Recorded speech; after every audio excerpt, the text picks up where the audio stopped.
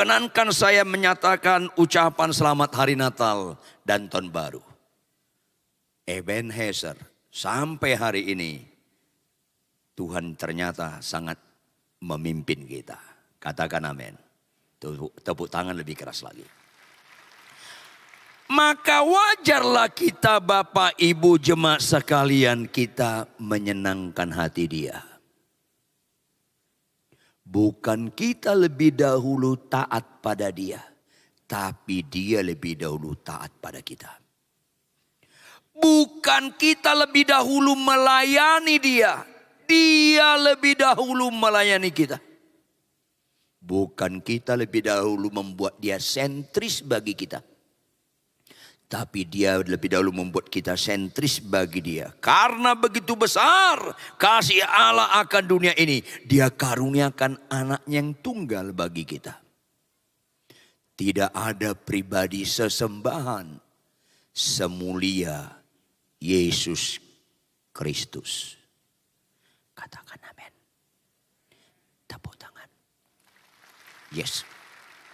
Maka satu-satunya respon yang terbaik kita angkat pada Dia, kita harus menyenangkan hatinya selama-lamanya.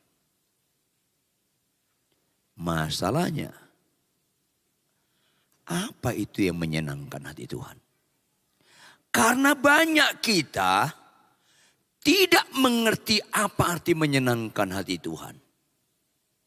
Wajarlah kita mempermuliakan namanya. Apakah saya khotbah bagus identik dengan mempermuliakan namanya? Tidak.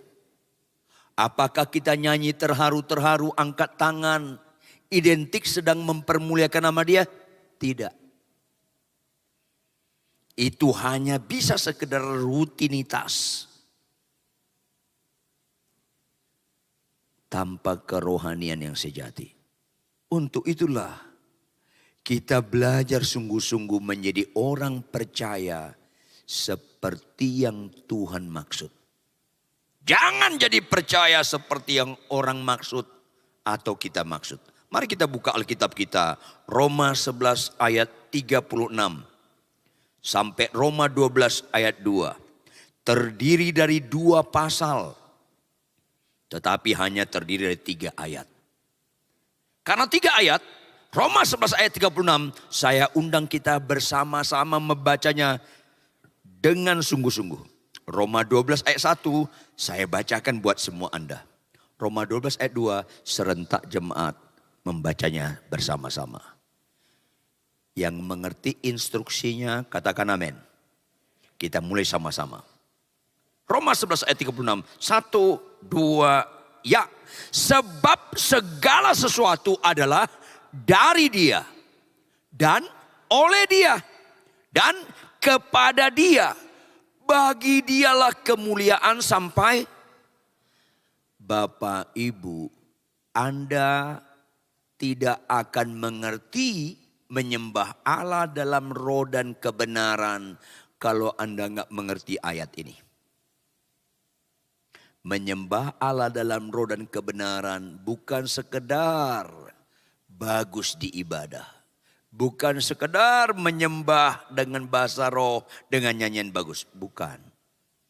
Menyembah Allah dalam roh dan kebenaran tidak terbatas ruang dan waktu. Kita berkenan pada Dia. Dan itu mujizat yang tertinggi di dalam iman Kristen. Anda tidak pernah mengakui Yesus besar kalau membuat orang lumpuh berjalan. Anda tidak pernah mengakui Yesus besar kalau membuat orang di rumah duka mayat bangkit. Karena itu tidak representatif kebesaran Tuhan. Karena iblis pun bisa menyembuhkan. Bahkan Alkitab berkata di dalam akhir zaman iblis pun bisa membangkitkan orang mati. Maka kalau itu fokus kita, akan banyak orang akan disesatkan. Tunjukkanlah Allah itu dahsyat. Allah itu sanggup melakukan segala sesuatu. Tidak ada yang mustahil bagi Dia. Kalau hidup kita senantiasa terangkat, bagi Dialah kemuliaan sampai selama-lamanya. Hanya itu satu-satunya statement hidup yang berbobot mengakui Allah itu dahsyat. Catat, catat dan catat. Makanya ini harus direalisasikan. Saya bacakan Roma 12 ayat 1. Roma 12 ayat 1. Karena itu. Karena apa? Karena Roma 11 ayat 36. Saudara-saudara, siapa itu saudara-saudara? Satu darah, itu saudara, satu darah, yaitu darah Kristus, yaitu setiap orang percaya. Karena itu orang percaya, karena itu jemaat gereja Betani Nginden Surabaya. Demi kemurahan Allah. Apa itu kemurahan Allah? Segala sesuatu dari Dia itu kemurahan Allah. Oleh Dia itu juga kemurahan Allah. Demi kemurahan Allah ini aku nasihatkan kamu. Supaya kamu yang percaya terus menerus mempersembahkan. Kata mempersembahkan dalam bentuk kata kerja terus menerus, bukan sekali. Terus menerus persembahkan tubuhmu sebagai persembahan yang hidup. Terus menerus mempersembahkan tubuhmu sebagai persembahan yang kudus. Terus menerus mempersembahkan tubuhmu sebagai persembahan yang berkenan kepada Allah. Itu adalah satu-satunya ibadah yang sejati. Lanjut ayat 2. 1, 2, ya.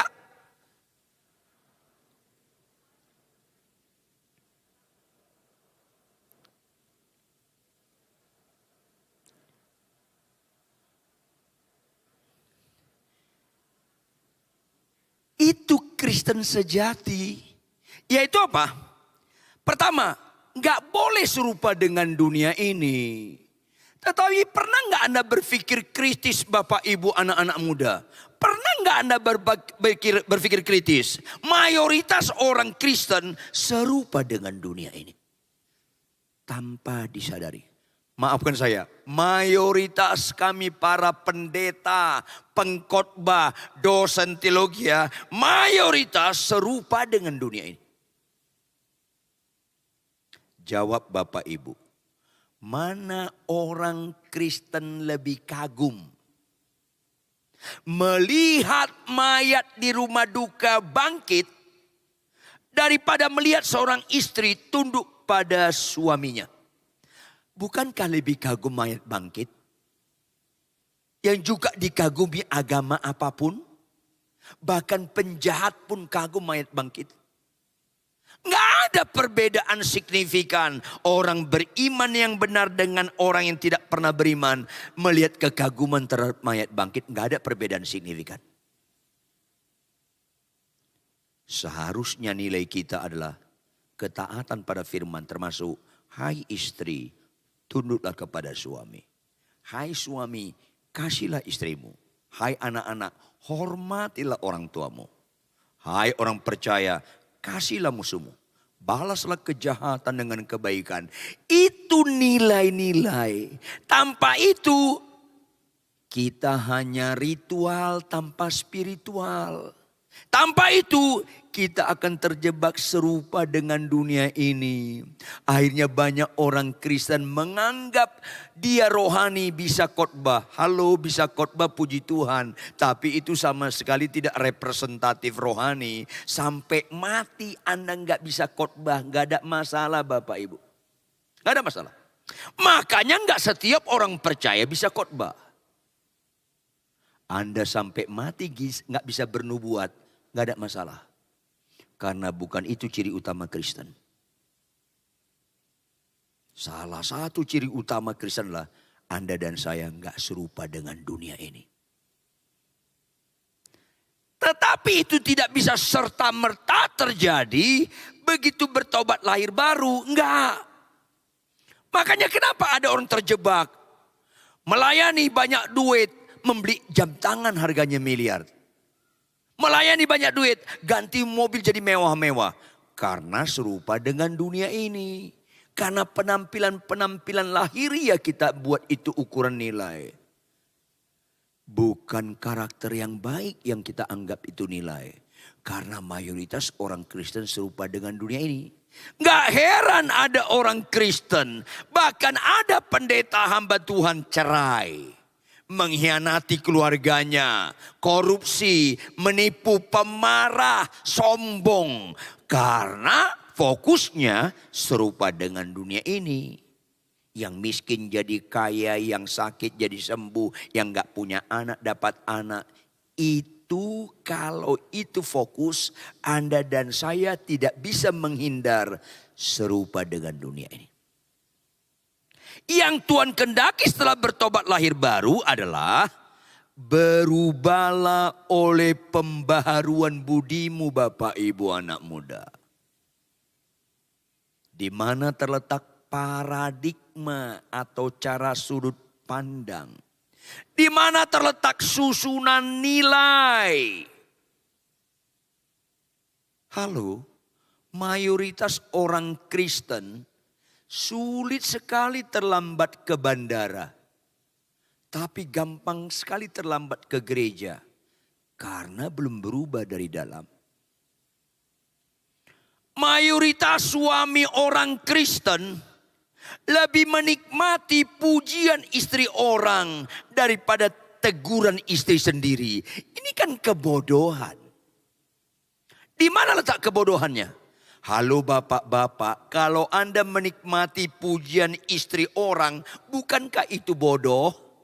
Karena istri orang gak pernah mengenal engkau dalam pengertian sesungguhnya.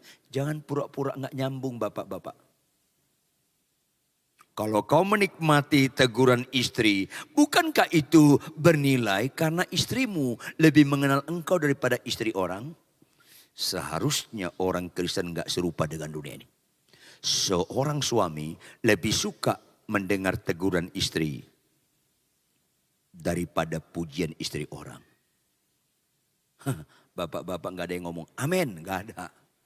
Menderita muka lo. Karena gak banyak orang suka kebenaran. Suka kesembuhan banyak. Padahal kesembuhan bukan ciri utama Kristen. Ciri utama Kristen hidup makin benar dan makin benar. Sehingga Tuhan berkata cari dahulu kerajaan Allah dan puncaknya kebenarannya. Oleh karena itu banyak orang Kristen serupa dengan dunia ini. Menganggap berhasil kalau kaya. Gak menganggap berhasil kalau hidup serupa dengan Kristus. Kristus sama sekali tidak menampilkan mahal materi. Tapi kehidupan yang benar. Karena itu dia jalan kebenaran dan hidup. Oleh karena itu banyak orang Kristen gak bisa membedakan manakah kehendak Allah. Mana yang baik, mana yang berkenan kepada Allah. Dan yang sempurna gak bisa. Orang Kristen sakit sembuh gak ada sukacita di surga. Catat dong baik-baik. Kalau kau sakit kanker didoakan sembuh, kau yang sukacita. Tuhan tidak. Atau belum. Karena Tuhan tidak pernah meletakkan sukacitanya kepada kesembuhan. Sehingga 10 orang sakit kusta sembuh. Hanya 1 yang membuat Tuhan sukacita. Karena Tuhan hanya melihat dia disenangkan. Tuhan sukacita kalau ada terjadi 2 hal dalam diri manusia. Hanya 2 hal. Hanya 2 hal Bapak Ibu. Apa itu? Jika 1 orang saja bertobat, maka seisi surga bersorak-sorai. Kalau orang bertobat baru ada sukacita di surga. Kalau sakit sembuh enggak. Kalau ada hamba Tuhan berkata sakit sembuh, haleluya, surga sukacita. Itu bohong, itu hoax. Kalau Tuhan meletakkan sukacitanya kepada kesembuhan, konsisten dong. Kenapa 10 orang sakit kusta sembuh, enggak Tuhan sukacita semuanya. Tuhan yang menyembuhkan, Tuhan yang menyembuhkan. 10 orang sakit kusta datang kepada dia disembuhkan semuanya. Kenapa Tuhan enggak sukacita dengan semuanya? Padahal semuanya sembuh. Kenapa 1? Karena Tuhan tidak pernah meletakkan sukacitanya di kesembuhan. Kenapa ada orang bilang kalau sakit sembuh ada sukacita surga? Karena dia masih serupa dengan dunia ini. Catat baik-baik Bapak Ibu. Jangan ada di antara kita anti kesembuhan. Sekaligus jangan ada di antara kita mengutamakan kesembuhan. Ini penting sekali. Sehingga banyak orang Kristen naik pesawat ke Singapura. Maunya on time. Begitu delay kesel. Delay 2 kali makin kesel. Delay 3 kali komplain ke counternya. Kalau delay ke Singapura komplain. Padahal jauh lebih bagus surga daripada Singapura. Kalau nggak percaya Anda, matilah nanti malam. Jauh lebih bagus surga. Pertanyaan, kalau kau dipanggil ke surga, maunya on time atau delay? Lucu-lucu sedih wajah lo. Halo, karena mayoritas orang Kristen serupa dengan dunia ini. Menyedihkan sekali ketika Tuhan berkata, banyak yang terpanggil, sedikit yang terpilih. Karena nggak banyak orang suka kebenaran, suka kesembuhan jauh lebih banyak daripada suka kebenaran. Bahkan banyak kami pendeta pengkhotbah terkenal dosen teologi, menyikapi rohani serupa dengan dunia ini. Sehingga Alkitab mencatat pada zaman akhir banyak orang, kalau Alkitab berkata banyak itu benar-benar banyak, tidak relatif. Banyak orang berseru kepadaku, Tuhan, Tuhan, bukankah aku bernubuat demi namamu? Bukankah aku mengusir setan demi namamu? Bukankah aku banyak melakukan mujizat demi namamu? Tapi Tuhan berkata tanpa basa-basi, aku tidak pernah mengenal engkau. Enyah kamu sekalian pembuat kejahatan. Padahal mereka bernubuatnya terjadi. Ngusir setannya terjadi. Mujizatnya pun terjadi. Tapi Tuhan tolak karena mereka masih serupa dengan dunia ini. Khotbah bagus diperlukan gereja, tapi itu bukan ukuran rohani. Nubuat diperlukan gereja, ngusir setan diperlukan gereja, mujizat pun diperlukan gereja. Tetapi itu bukan representatif rohani. Catat, dan catat Bapak. Yang ukuran rohani adalah kita dapat membedakan manakah kehendak Allah Bapak Ibu. Di mana kehendak Allah? Perintah Allah. Perintah Allah itu representatif kehendak Allah. Hai suami, kasihlah istrimu. Itu kehendak Allah. Kalau ada suami kata, bagaimana saya mengasihi Pak Pendeta? Istriku cerewet. Itu kan menunjukkan kau nggak kenal Tuhan. Karena kita mengasihi istri kita sama sekali nggak ada kaitannya dengan kelakuan istri kita Bapak-bapak. Hai istri, tunduklah pada suamimu. Loh suamiku kasar Pak Pendeta. Halo, itu menunjukkan kau nggak mengenal Tuhan. Karena kau tunduk pada suamimu, nggak ada kaitannya dengan kelakuan suamimu. Kaitannya itu karena engkau mengaku Yesus menebus engkau. Kau bukan kepunyaan kau lagi, kepunyaan Yesus. Kaitannya kau sedang mengabdi. Kau sedang beribadah kepada Yesus. Tapi banyak orang gak bisa membedakan mana kehendak Allah. Dimulai dengan sederhana, apa yang baik. Kenapa kita capek tidak capek, ngantuk gak ngantuk, sehat kurang sehat, konflik tidak konflik dalam rumah tangga. Kita tetap bangun pagi baca Alkitab karena itu yang baik. Kenapa orang Kristen malas baca Alkitab? Karena gak mengenal Allah, gak mulai hal-hal yang baik. Kenapa mobil kita jalan dengan benar tiba-tiba dipepet, kita pepet balik karena nggak mengerti yang baik. Kenapa mobil kita dipepet, kita rem, kita bilang Tuhan, tolong Tuhan biar dia duluan, tolong aku nggak membalas dengan kejahatan lagi. Karena dia tahu apa yang baik. Banyak orang Kristen khotbah bagus, menyembah gemetar-gemetar, tapi nggak tahu apa yang baik. Kenapa bagaimanapun kelakuan pasangan kita nggak mau cerai? Karena yang baik.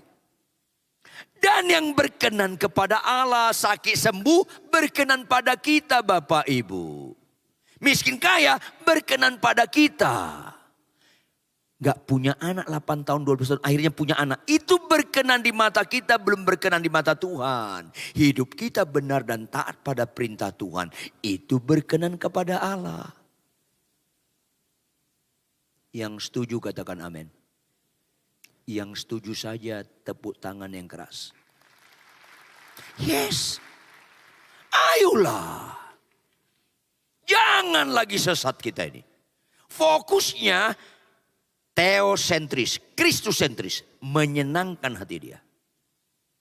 Makanya supaya kita nggak serupa dengan dunia ini, berubah melalui pembaruan budi kita, yaitu paradigma, tata nilai, mindset, dan tujuan hidup. Sehingga kita dapat mengerti kehendak Allah, apa yang baik, yang berkenan kepada Allah, dan yang sempurna. Mulai kita harus dasarnya mengenal Allah dengan sederhana tetapi berkualitas. Buka Roma 11 ayat 36 operator. Perhatikan, saya butuh Bapak Ibu jemaat sekalian, saya butuh konsentrasi Anda lebih ekstra daripada biasanya dalam menggali ayat ini. Kelihatannya sederhana, tapi mengandung pengertian yang dalam yang bisa membuat kita berubah paradigma dan tata nilai. Apa itu? Sebab segala sesuatu adalah dari Dia. Bapak Ibu, kalau kau sakit kanker nggak sembuh itu tidak malang. Catat dong baik-baik. Malah bagi orang percaya sakit nggak sembuh dan meninggal lebih cepat masuk ke surga. Sehingga Alkitab berkata hidup untuk Kristus, mati adalah keuntungan. Dan mayoritas orang Kristen takut menghadapi kematian karena masih serupa dengan dunia ini. Padahal ada mati adalah keuntungan kalau hidup untuk Kristus. Kebanyakan kita hidup nggak untuk Kristus karena sentrisnya bukan Kristus, sentrisnya kesembuhan, sentrisnya kekayaan. Maka kita nggak tahu yang paling malang dalam hidup ini bukan sakit nggak sembuh. Halo, yang paling malang dalam hidup ini Bapak Ibu anak muda, kita tidak memiliki tingkat kesadaran yang tinggi bahwa segala sesuatu dari Dia. Ini serius. Sakit kanker nggak serius. Lumpuh nggak bisa jalan nggak serius. Nggak memiliki tingkat kesadaran yang tinggi segala sesuatu dari Dia. Itu serius. Jangan Anda mengerti kebenaran ini setelah ajal tiba, setelah meninggal. Kalau setelah meninggal baru ngerti, kedaluarsa. Bapak Ibu, mari kita memiliki pemahaman yang benar. Bukan sekedar informasi. Tetapi harus transformasi, mengubah cara sudut pandang kita. Dengan sebab segala sesuatu adalah dari Dia. Perhatikan baik-baik, perhatikan baik-baik. Kita punya 2 handphone. Berapa handphone? Lebih keras? 2. Catat baik-baik. Handphone pertama kita beli dari hasil gaji kita. 8 juta harganya. Handphone pertama harganya 8 juta. Handphone kedua harganya 2,5 juta rupiah. Tentu lebih mahal 8 juta daripada 2,5. Catat baik-baik. Yang 2,5 juta saya tempel kata dari. Ulangi kata apa? Dari. Dari tokoh yang Anda kagumi. Kalau saya kagumi misalnya Jokowi. Suatu kali ada acara Jokowi kunjungan di mall, saya lihat, terus tiba-tiba Jokowi tanya, ada pertanyaan, siapa bisa jawab dapat handphone ini? Dia tunjuk handphone itu, harganya 2,5 juta. Kita bisa jawab, handphone 2,5 juta itu dari Jokowi. Tolong jawab Bapak Ibu anak-anak muda, tolong jawab. Handphone yang 8 juta atau yang 2,5 juta dari Jokowi. Yang paling suka kita ceritakan sama teman-teman kita. Handphone yang mana? 8 juta atau yang 2,5 juta? Karena dari Jokowi Bapak Ibu. Jadi bernilai. Walaupun tetap harganya dari handphone harga 2,5 juta. Tapi jadi bernilai lebih daripada nilai harga nominal. Karena kata dari Jokowi. Bahkan dalam banyak hal lebih sial kalau handphone yang dari Jokowi hilang daripada yang 8 juta. Karena apa? Lebih tinggi tingkat kesulitan memperoleh handphone yang kedua kali dari Jokowi daripada handphone harga 8 juta bahkan 10 juta yang mampu kita beli. Lebih tinggi tingkat kesulitannya handphone dari Jokowi. Kemungkinan itu sekali seumur hidup. Halo. Waraslah kerohanian kita Bapak Ibu. Karena apa?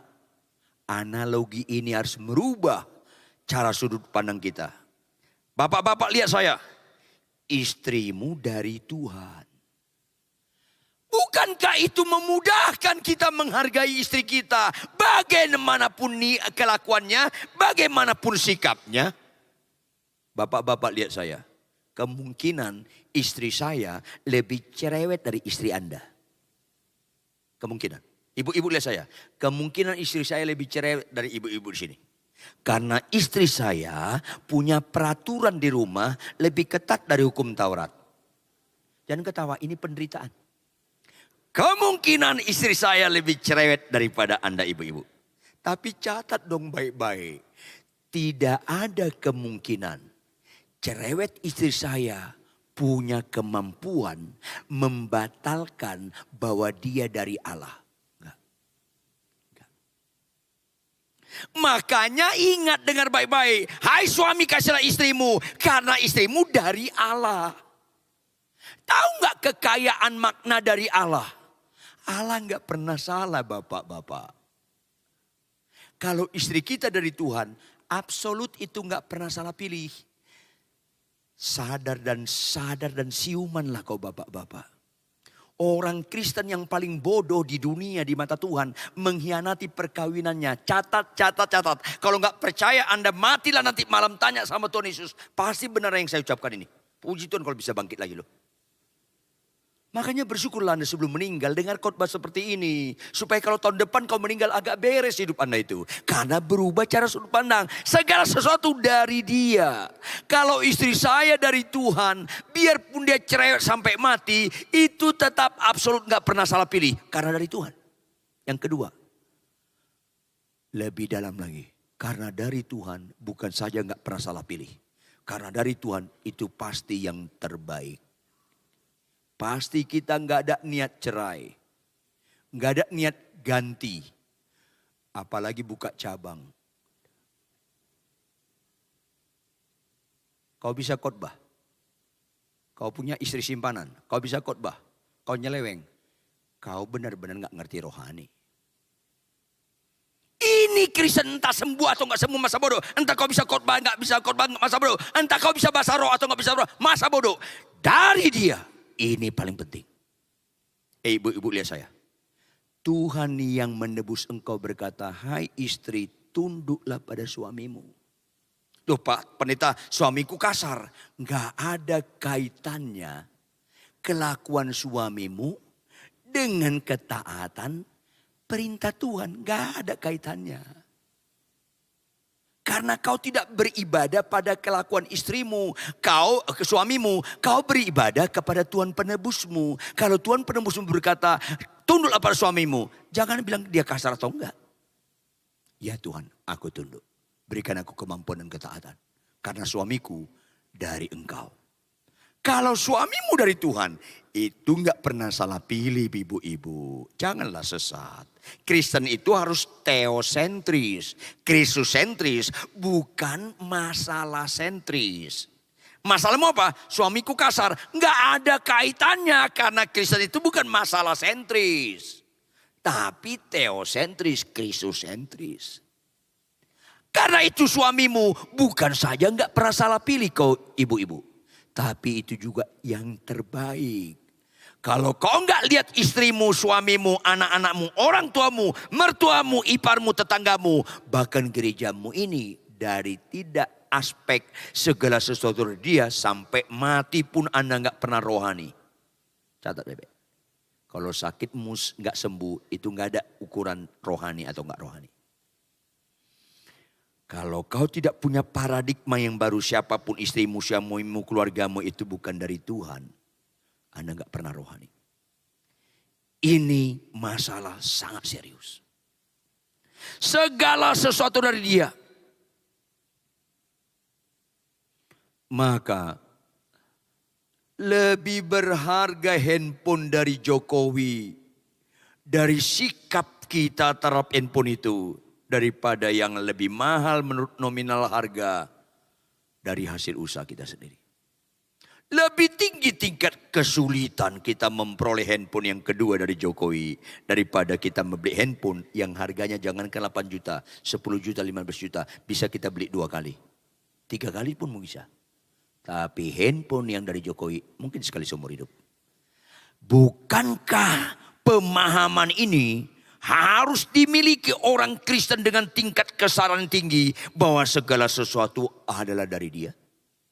Nanti malam Bapak Ibu mulai dari suami istri, saya termasuk menekankan hal ini. Kenapa? Lembaga pertama Tuhan ciptakan di bumi bukan lembaga negara, bukan lembaga DPR MPR, bukan lembaga organisasi gereja, tetapi lembaga perkawinan. Adam dan Hawa, bukan Adam dan Tejo, bukan Hawa dan Rita, bukan Adam dan Hawa. Makanya saya harus katakan kepada pendeta-pendeta dosen teologi ya, kalau lu gak beres perkawinan lu, apapun khotbah lu gak ada makna. Gak ada makna. Kalau lu gak beres dalam perkawinan, jangan bicara rohani. Catat dong baik-baik. Bukan kebetulan Tuhan ciptakan rumah perkawinan dulu Adam dan Hawa. Karena di situ ukuran rohani. Jangan tanya rohani saya sama hambanya Pak Aswin. Kami jarang ketemu. Kalau Anda mau tanya rohani saya, tanya istri saya si Homilin. Manusia langka yang harus dilestarikan itu. Tanya dia, benar gak saya rohani? Ini penting supaya jangan ada dusta di antara kita. Yang berikutnya. Sebab segala sesuatu adalah dari Dia. Masih ayat 1 operator. Sebab segala sesuatu adalah dari Dia. Kita harus memiliki tingkat kesadaran yang tinggi. Segala sesuatu dari Dia, termasuk uang kita dari Tuhan. Talenta kita, pendidikan kita dari Dia. Kesehatan kita dari Dia. Tahun 2023 dari Dia. Sehingga cara sudut pandang kita dengan hari-hari kita, kita makin takut akan Tuhan. Dan itu harus di follow up dari Dia, oleh Dia. Tingkat kesulitan yang tinggi, karena ini mujizat yang paling tinggi daripada sakit sembuh. Kalau kita memperlakukan yang dari Dia, oleh Dia. Kegagalan seorang Kristen, apakah dia pendeta atau bukan, apakah dia worship leader, pemain musik atau jemaat biasa. Kalau pasangan hidupnya dari Tuhan, istrinya dari Tuhan, suaminya dari Tuhan, dilanjutkan dari Dia, oleh saya. Itu kekejian di mata Tuhan. Karena statement hidupmu dari Dia, oleh Anda sedang menyatakan Tuhan itu babu Anda, budak Anda. Mana pernah berbobot orang bertuhankan Yesus kalau dari Dia, bukan oleh Dia. Orang berbobot mengakui Yesus Tuhan walaupun dia nggak bisa khotbah, walaupun dia nggak bisa bahasa roh, walaupun dia nggak bisa bernubuat, walaupun dia nggak bisa mendoakan orang sakit sembuh, kau tetap berbobot mengakui Yesus Tuhan. Kalau istrimu dari Tuhan, kau perlakukan dengan cara Tuhan. Kalau suamimu dari Tuhan, kau perlakukan dengan cara Tuhan. Kalau anak-anakmu, orang tuamu, iparmu, mertuamu, menantumu, cucumu, pembantumu, supirmu dari Tuhan, kau perlakukan dengan cara Tuhan. Itu rohani, itu mujizat utama Bapak Ibu. Jangan sesat, itu mujizat utama. Kenapa kita membalas kejahatan dengan kebaikan? Karena orang yang melakukan kejahatan diperkenankan ada terjadi pada kita. Dan kita perlakukan dengan cara Tuhan. Kenapa kita mengasihi istri kita walaupun bagaimanapun kelakuan dia? Kenapa istri tetap tunduk pada suaminya bagaimanapun kelakuan suaminya? Karena dia memiliki tingkat kesabaran tinggi bahwa itu dari Tuhan. Dan dia memiliki tingkat penundukan yang militan disertai sangkal diri dan pikul salib. Bahwa dari dia itu harus oleh dia. Itu satu-satunya membuktikan kau bertuhankan Yesus. Tanpa itu gak ada statement hidup yang berbobot mengaku Yesus Tuhan. Catat, dan catat Bapak Ibu. Catat baik-baik. Dari dia harus oleh dia. Kenapa saya dapat berkat-berkat banyak? Gak tertarik membeli berlian-berlian mewah. Gak tertarik membeli jam tangan yang harganya jangankan ratusan juta, puluhan juta pun saya gak tertarik. Karena berkat-berkat dari Tuhan harus saya perlakukan dengan cara Tuhan. Kenapa istri saya begitu gencar? Setiap berkat kita pakai secukupnya. Sebagian besar kita pakai untuk menolong hamba Tuhan di pedalaman. Untuk beberapa sekolah teologi yang mengalami kesulitan. Karena dari dia, oleh dia. Kami gak tertarik dengan penampilan-penampilan lahiriah. Karena itu tidak bernilai kekal. Ayo Bapak Ibu, ubahlah mindset kita tentang rohani. Rohani yang benar dari dia, oleh dia. Catat baik-baik. Kenapa seorang mertua melihat kelakuan menantunya yang suka menjelek-jelekkan dia. Dia tetap mengasihi karena dia mengenal Tuhan dari dia, oleh dia. Kenapa seorang menantu tetap hormat dan tunduk kepada mertua yang merupakan juga orang tua dia. Walaupun mertuanya suka menyakiti dia karena dia mengenal Tuhan dari dia, oleh dia. Andalah Kristen yang paling kecewa ketika menghadapi kematian. Kalau Anda tidak benahi Kristen Anda dari dia, oleh dia. Catat baik-baik. Tahun 2023, karena bukan tahun kabisat, ada 365 hari. Dari 365 hari itu yang dari Tuhan, 8 hari sudah kita pakai. Ayolah, jangan-jangan kita sedang melakukan perlawanan kekejian kepada Tuhan. Dengan apa? Kalau anak saya minta, misalnya dulu anak saya SMA, minta, Pak minta duit 100.000 dong. Untuk apa? Ada yang perlu Pak, saya kasih. Besoknya langsung bilang, Pak minta lagi dong. Loh kemarin 100.000 untuk apa? Saya beli rokok Pak. Lu gak bertanggung jawab dengan 100.000 itu. Terus gimana? Saya mau minta 1 juta. Untuk apa? Ada? Enggak. Kalau yang kecil saja kau gak bertanggung jawab. Bagaimana aku mempercayakan lebih gede untuk engkau? Ngerti gak maksud saya? Supaya Anda mengerti betapa seriusnya hidup ini. Kalau 8 hari kau malas baca Alkitab, kira-kira dipercayakan gak 357 hari di depan? Jangan main-main. Karena Allah tidak pernah memberikan dirinya dipermainkan. Halo? Kalau 8 hari diberikan kau masih berzina. 8 hari diberikan kau masih menipu. 8 hari diberikan kau masih buka situs porno. Lu kan main-main dalam ibadah. Nyanyian penyembahanmu tadi tanpa pertobatan menjijikkan di mata Tuhan. Karena Tuhan tidak bisa disuap dengan khotbah yang bagus. Tuhan gak bisa disuap dengan nyanyian-nyanyian penyembahan terharu-terharu. Tetapi perjinahanmu kau gak tinggalkan. Buka situs pornomu kau tinggalkan. Homoseksmu gak kau tinggalkan. Lesbianmu kau gak tinggalkan. Mencurimu kau gak tinggalkan. Malas belajarmu gak tinggalkan. Halo. Kenapa 8 hari baru diberikan tahun baru masih kau lakukan hal-hal yang menyakiti hati Tuhan? Sekali lagi, sakitmu sembuh gak serius. Yang dari dia gak oleh dia itu serius. Ubahlah paradigma kekristenan Anda. Anda sampai mati gak punya anak, gak serius. Anda memperlakukan yang dari dia oleh Anda itu serius. Halo. Jangan lihat rohani saya waktu khotbah. Karena khotbah yang bagus diperlukan gereja. Tapi khotbah yang bagus bukan representatif rohani. Kalau Anda mau lihat rohani saya, tinggallah di rumah saya 6 bulan atau 1 tahun. Lihat sehari-hari. Termasuk apa? Istri saya dari Tuhan. Bapak-bapak saya ajarin Anda. Kalau istri kita marah-marah, buktikan itu dari Tuhan dengan tidak buka mulut. Perempuan kalau marah, nalarnya tumpul. Kalau kau jelaskan makin ruwet sama dia. Kalau perempuan marah, nalarnya tumpul, logikanya tumpul. Perlu 2-3 hari adem dulu, kematangan otaknya well done. Harus adem dulu, baru 3 hari baru kita jelaskan. Halo, kalau istri saya marah, saya nggak buka mulut, saya tatap dia. Saya senyum, saya ngomong sama Tuhan dalam hati.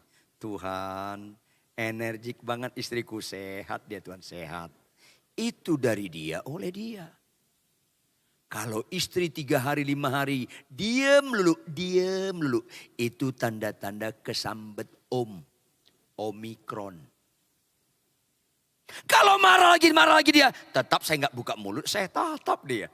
Saya bilang sama Tuhan. Tuhan Yesus Immanuel ada beserta dengan saya. Saya ngomong sama Tuhan dalam hati.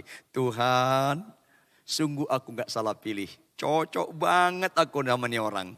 Kau kirimkan dia menjadi pahat yang tajam untuk mengukir saya. Lanjutkan Tuhan. Kalau marah lagi dia. Tetap saya tidak mau dari dia oleh saya. Dari dia oleh dia.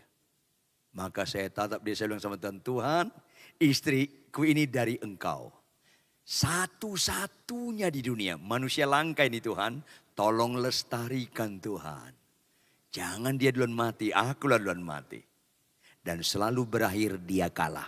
Karena marah itu capek sekali. Makanya ada pepatah dia perhalus. Siapa lekas marah, lekas tua. Itu diperhalus. Maksudnya siapa lekas marah, lekas mati. Capek sekali marah itu. Berakhir dia kalah. Pak, kok aku marah-marah, Papa senyum-senyum aja.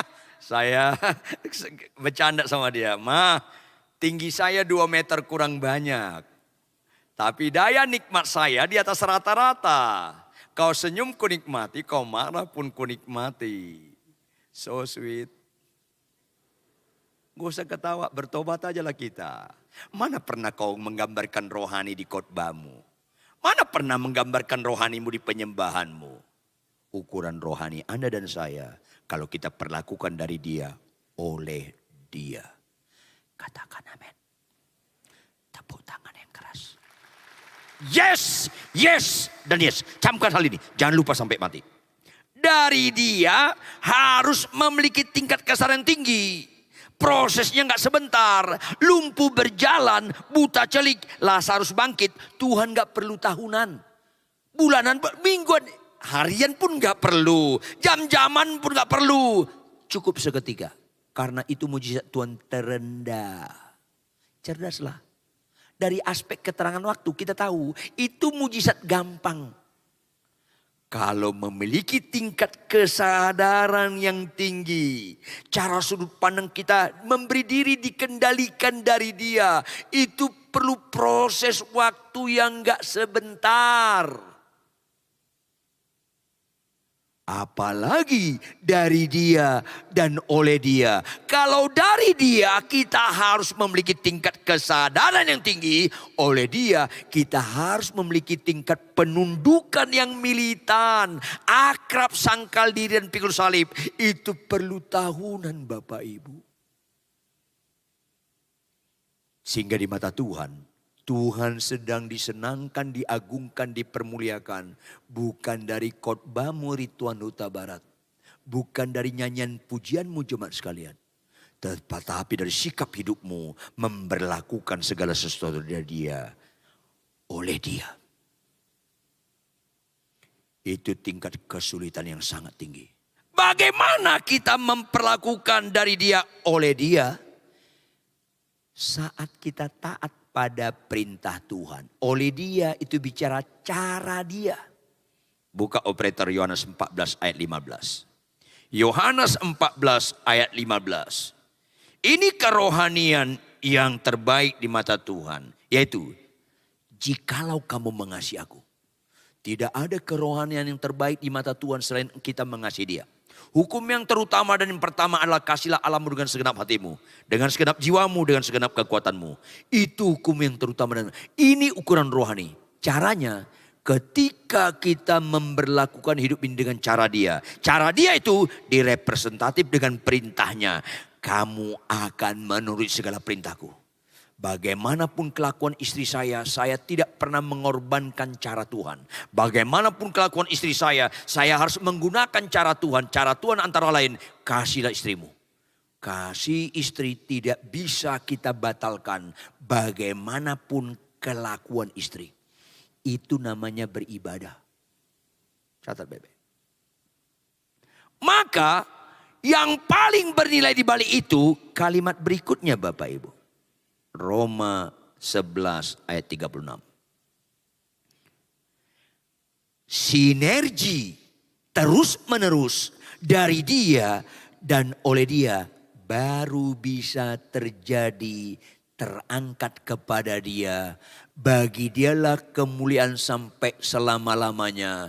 Karena kemuliaan yang berbobot terangkat bagi Tuhan. Kalau umat tebusannya memberlakukan dari dia, oleh dia. Sama sekali gak pernah terangkat kemuliaan bagi Tuhan dengan khotbah yang bagus, dengan penyembahan yang bagus, tapi tidak memberlakukan dari dia, oleh dia. Catat dong baik-baik. Berbahagialah engkau sebelum ajalmu tiba, kau mendapat kebenaran ini. Ini paling bernilai. Yaitu bisa terangkat bagi dialah kemuliaan sampai selama-lamanya. Bukan sewaktu-waktu, bukan kadang-kadang, bukan ditentukan oleh situasi kondisi, tetapi selama-lamanya. Dan itu bisa terjadi kalau ada sinergi terus-menerus dari dia dan oleh dia. Dan firman Tuhan bukan sekedar informasi. Firman Tuhan harus transformasi, mengubah hidup kita. Makanya harus diimplementasikan. Ayat 1 Roma 12 ayat 1 ayat terakhir. Ini yang harus kita praktekkan sehari-hari. Apa itu? Karena ayat Roma 11 ayat 36 harus kita nyatakan sebagai bukti Kristen kita benar. Hai orang percaya, demi kemurahan Allah aku nasihatkan kamu supaya kamu mempersembahkan tubuhmu sebagai persembahan yang hidup. Bios hayim zoe. Artinya apa? Berubah terus menerus. Itu artinya hidup. Analogi. Biji rambutan saya tanam Bapak Ibu. Tanda dia hidup dalam alokasi waktu pertama tunas. Begitu dia ada tunas, hidup ini. Tapi itu tanda hidup dalam alokasi pertama. Karena dalam alokasi waktu berikutnya itu tanda kematian. Kalau enggak berubah. 2 minggu tunas wajar. 2 bulan tunas oke. 3 bulan tunas oke. 3 tahun tetap tunas. Itu plastik. Harus berubah. Jangan bicara rohani. Kalau hidup kita enggak makin lama makin benar. Jangan. Bisa khotbah. Makin bagus khotbahnya. Kelakuannya enggak berubah. Mana pernah rohani. Itu artinya hidup. Persembahkan tubuhmu, hidupmu semakin lama makin benar. Maka wajarlah rumah tangga orang Kristen yang benar. Rumah tangganya makin lama makin bahagia. Pasti ada yang gak beres dalam rohani Anda. Kalau rumah tangga Anda makin kacau. Itu indikasi gak beres rohani Anda. Berbahagialah istri kita bapak-bapak. Dia punya suami. Berubah makin lama makin benar, makin sabar, makin rendah hati. Itu bukti kau percaya kepada Yesus. Bisa khotbah enggak ukuran bisa percaya kepada Yesus. Bisa penyembahan enggak ukuran percaya kepada Yesus. Tapi berubah terus menerus. Biji rambutan tunas, lama-lama dia batang. Kemudian berdaun banyak, makin gede. Dan terakhir berbuah. Orang rambutan berbuah paling pertama menikmati pemiliknya yang terdekat. Saya rohani, tanya sama istri saya, anak saya, pembantu saya, supir saya. Tanya, kalau enggak rohani, biarpun di gereja banyak khotbah. Itu bukan ukuran rohani, jangan sesat, jangan gagal fokus. Tanya sama orang rumah kita, benar enggak papa rohani? Makanya supaya mengimplementasikan Roma 11 ayat 36, lanjutkan terus menerus berubah. Persembahkan tubuhmu sebagai persembahan hidup. Yang kedua, yang kudus. Arti kudus sama seperti sikat gigi. Kita beli sikat gigi untuk kita pakai sendiri. Nggak boleh dipakai orang lain. Eksklusif. 1 Petrus 2 ayat 9. Kau adalah umat tebusan Allah, imamat yang rajani, umat yang kudus, kepunyaan Allah sendiri. Diri kita nggak boleh lagi menjadi tuan bagi diri kita. Kenapa mobil kita dipepet, kita nggak pepet balik? Karena kita umat yang kudus, dikhususkan untuk Allah. Nggak boleh lagi kehendakku yang jadi. Hidupku bukan aku lagi, melainkan Kristus. Aku makin berkurang, Yesus makin bertambah. Itulah Kristen yang benar. Walaupun sakitmu sembuh atau enggak sembuh. Benahi kekristenan kita supaya kita jangan ditolak Tuhan. Dan terakhir, yang berkenan kepada Allah. Sakit sembuh berkenan pada kita. Miskin kaya berkenan pada kita. Enggak punya mobil dapat mobil berkenan pada kita. Hidup benar berkenan di mata Allah. Setia dalam perkawinan berkenan di mata Allah. Yang pelit jadi suka pemberi, itu berkenan di mata Allah. Yang sombong jadi rendah hati, itu berkenan di mata Allah. Maka buah roh itu ukuran rohani. Karunia roh harus dimiliki orang Kristen. Tapi bukan itu ukuran rohani. Karena banyak orang punya karunia roh, akhirnya ditolak Yesus. Bisa bernubuat, bisa menyembuhkan, ditolak Yesus. Karena buah rohnya enggak nyata. Oleh karena itu Bapak Ibu, pulanglah dari tempat ini. Maknai perjamuan kudus ini, bahwa segala sesuatu dari Dia, oleh Dia, kita kembalikan kepada Dia kemuliaan sampai selama-lamanya. Itu mujizat yang utama dalam kekristenan. Yang setuju katakan amin. Yang setuju saja tepuk tangan yang keras. Lanjut, yang sungguh-sungguh setuju, bangkit berdiri sambil tepuk tangan lebih keras lagi. Ambil sikap. Bukan sekedar ikut-ikutan. Tapi karena kita mengerti akan kebenaran. Untuk itu kita sama-sama naikkan doa dengan nyanyian. Ku rindu setiap waktu hidupi kebenaran-Mu. Supaya kita benar-benar mengimplementasikan kebenaran ini.